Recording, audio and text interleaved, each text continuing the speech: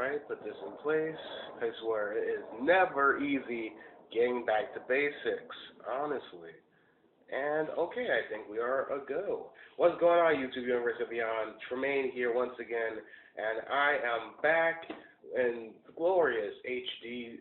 Well, at least I hope it's in HD. Sorry if the sound quality sounds like, well, garbage, but this is what happens when you record from a cell phone. Yeah, I'm back in actual video format this time around to give you guys the next episode of Job Corps 411.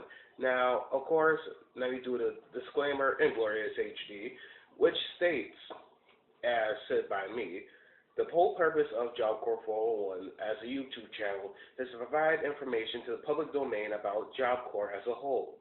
I am neither trying to persuade or dismay you from going and attending Job Corps. Ignore that doorbell. But, yeah, the whole purpose of this is just to give information out there that usually will not be accessible unless you've actually been through the program yourself.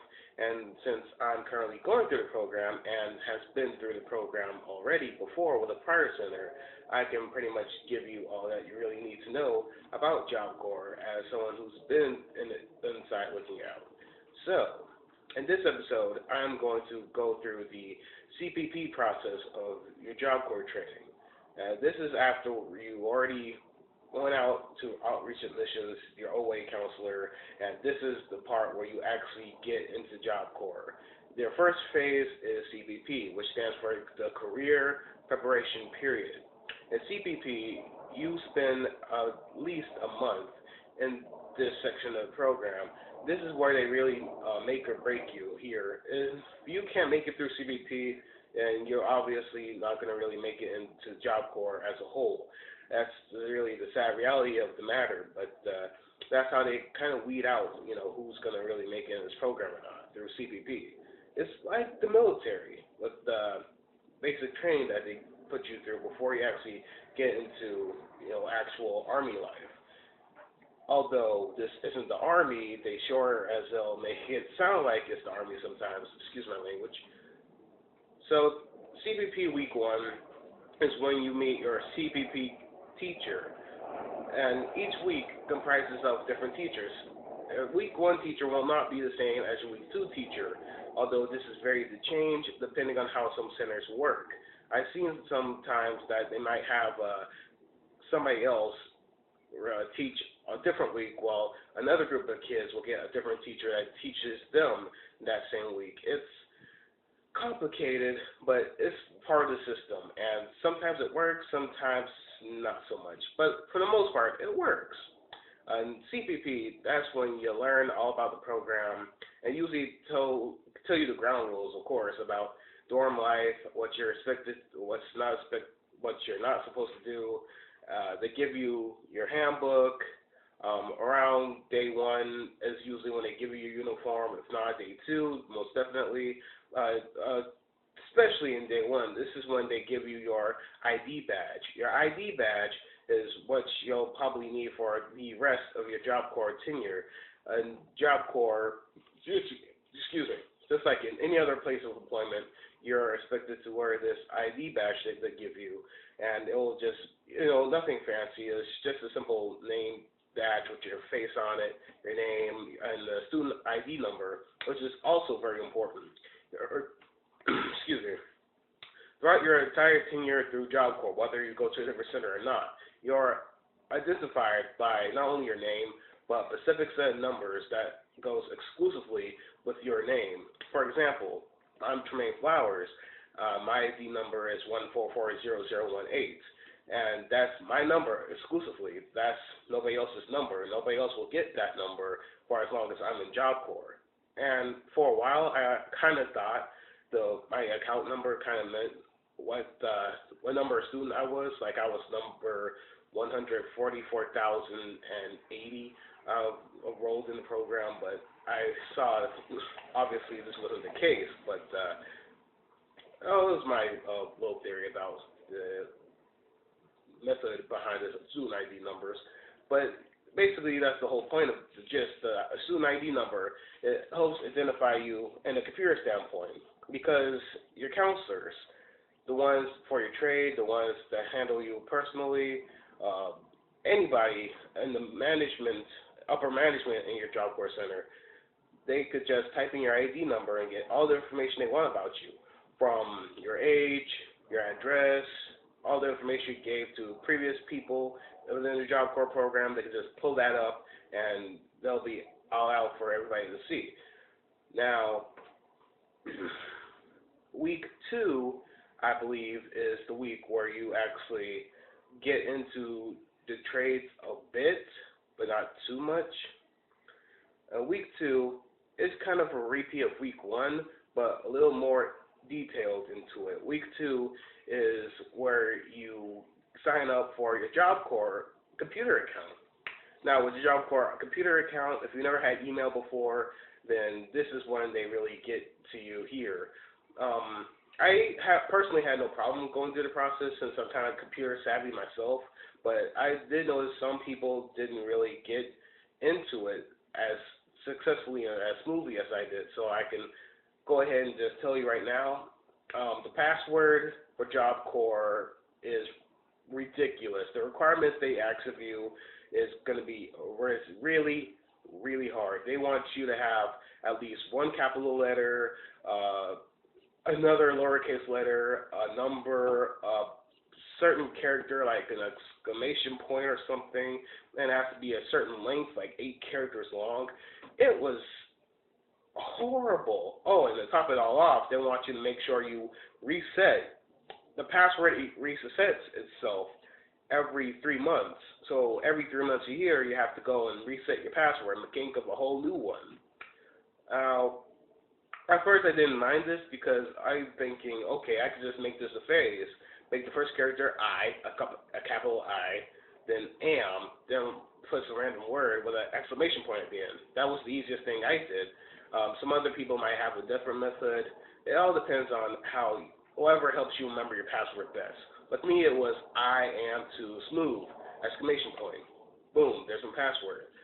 I have to restart it again. Okay, spell smooth with a V this time. SMOVE. Bam, new password. That expired. Okay, I am too cool. Boom, that expired.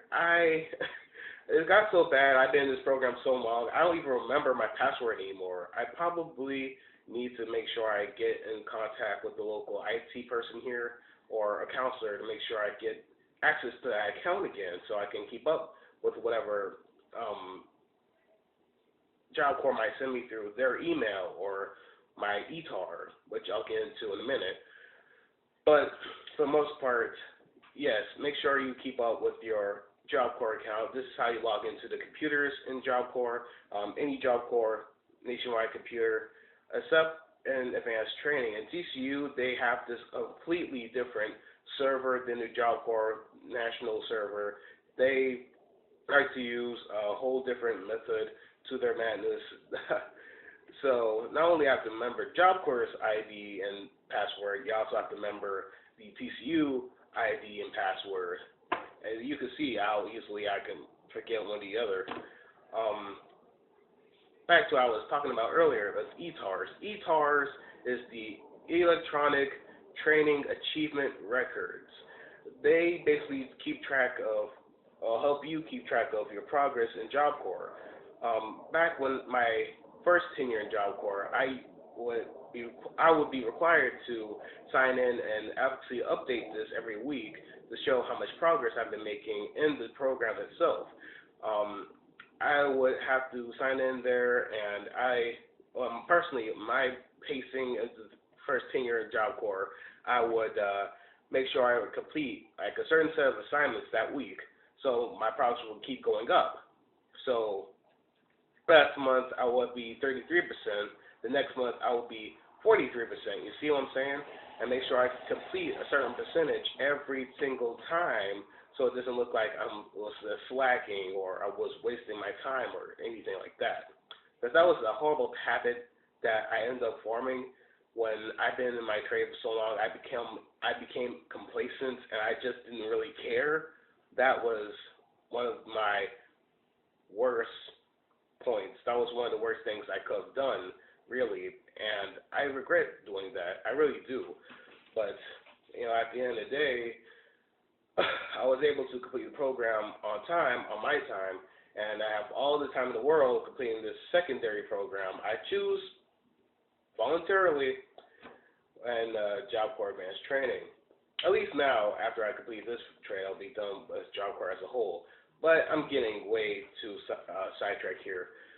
Now, after CPP 2, after you already got the technology forefront out of the way, so week 3 is when you start shadowing.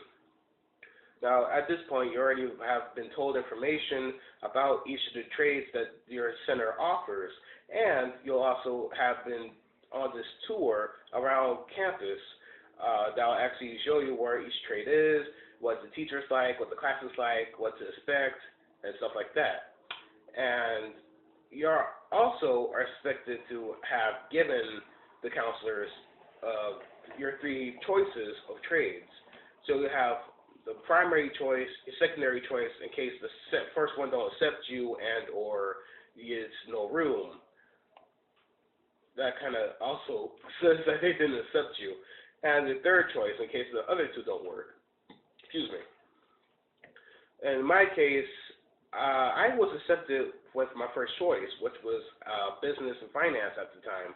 My other 2 choices were culinary arts and auto tech.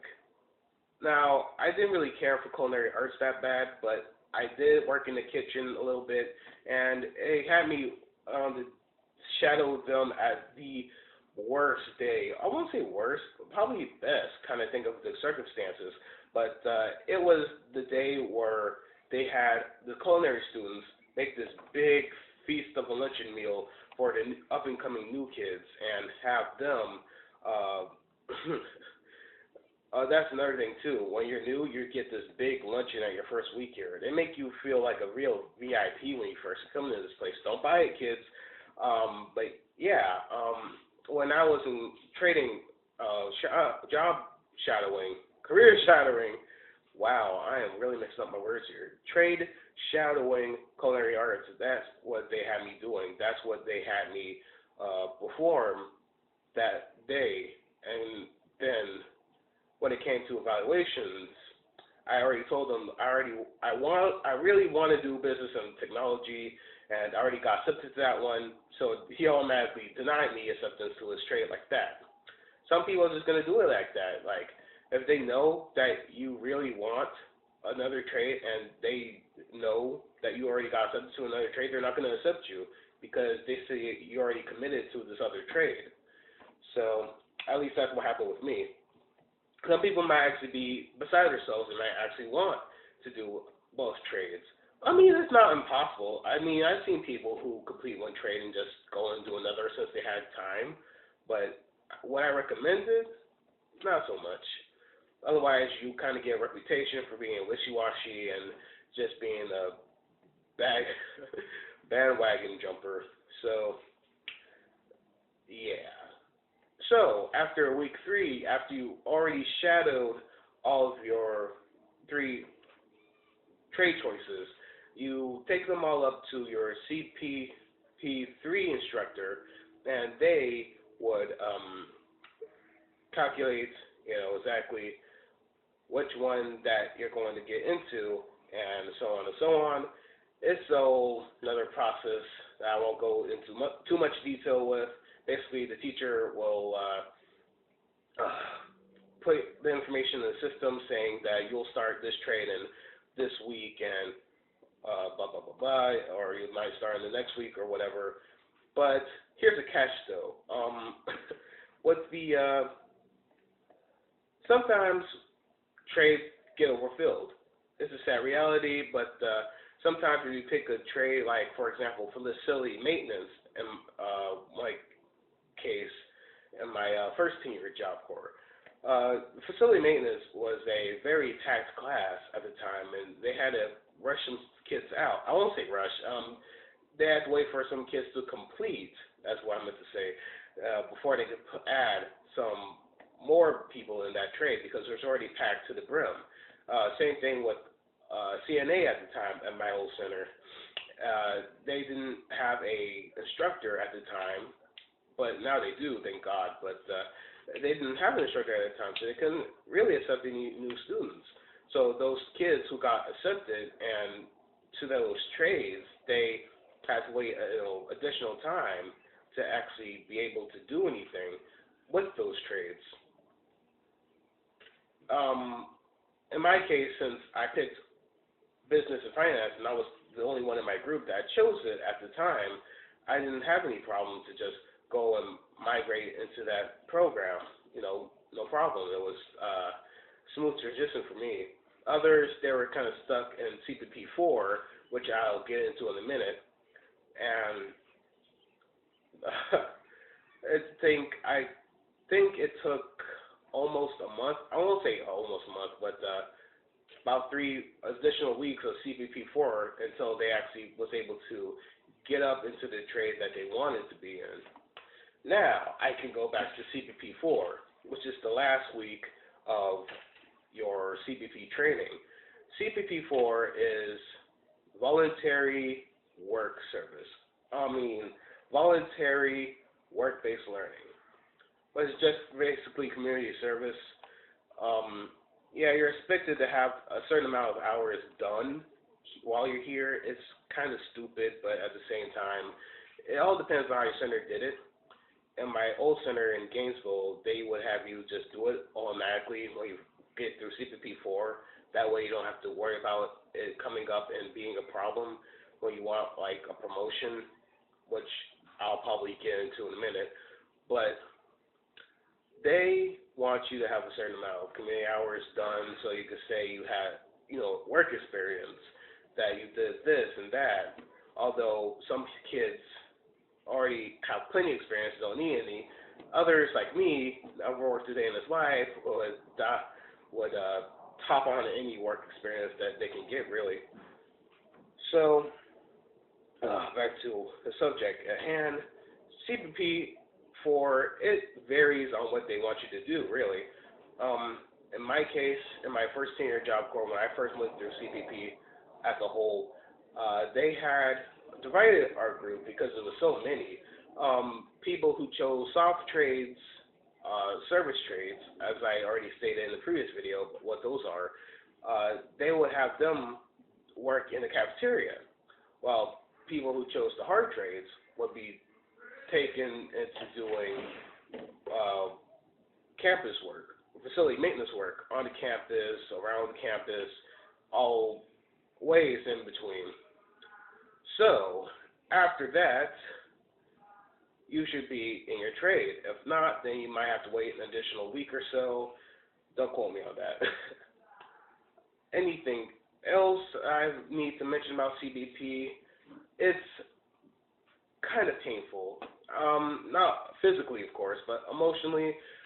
This is, like I already stated, this is the make or break point. If you can't go through CPP, then you obviously can't really go through the rest of the program. And not to necessarily say you're just going to drop out and quit at that point in time.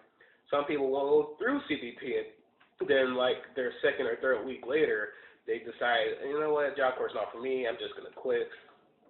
For example, this one guy I knew, don't want to say his real name for obvious reasons, but he was in my group. He didn't pass his drug test the first time around, and he decided, he doesn't want to be in Job Corps anymore. He's just going to fail it the second one deliberately so they can send him home. It was only, I think, a week later that, he decided he actually wanted to stay before it was too late for him, But last time I heard, he was doing well, back in Atlanta doing his thing. So, wish to do luck on whatever he's got going on for him now. Other than that, I believe that's all you need to know about CPP. If I'm forgetting anything else, then let me know. Or if you got a question, put it in the comments and I'll be sure to answer it. Make sure you visit the Google Plus page for Job Corps 411. It's usually, I think, it should be in links in the About section of this channel. If not, then I'll post the link, obviously, and also the other usual links where you get information about Job Corps wherever I could find.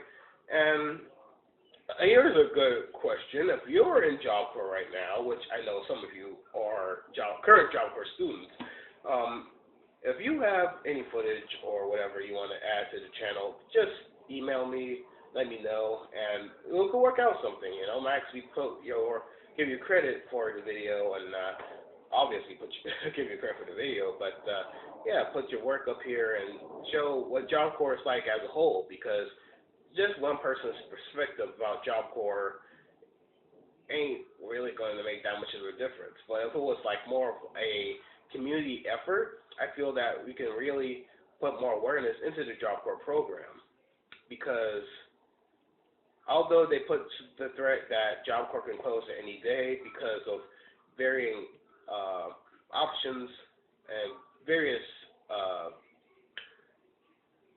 situations that could happen in DC, that threat could be a very well reality and could face Job Corps being closed one day. Although personally, I wouldn't mind. The others, this is their real only chance, to get a second chance at real education, or to get a vocational trade so that they can earn a real job and get money in the real world. So, again, the more exposure we give to Job Corps, the more people are aware that this program exists. Hopefully, this information plus information from others can help them make an informed decision whether or not they want to actually go through the Job Corps program or not, and also to just be aware of what other options are out there. I am Tremaine. Once again, I want to thank you guys for watching this video, and I hope this keeps catch you guys in the next one, where I'll discuss trades a little more in depth, although I kind of went through that already during my whole overview of Job Corps in my first few videos. This next one I'll actually get into more detail about various trades. Although not all centered trades will be the same. It'll be just a general overview of a select few that I've chosen out of a certain book that I'll introduce in the next video as well. Until next time, you guys, take care. Later.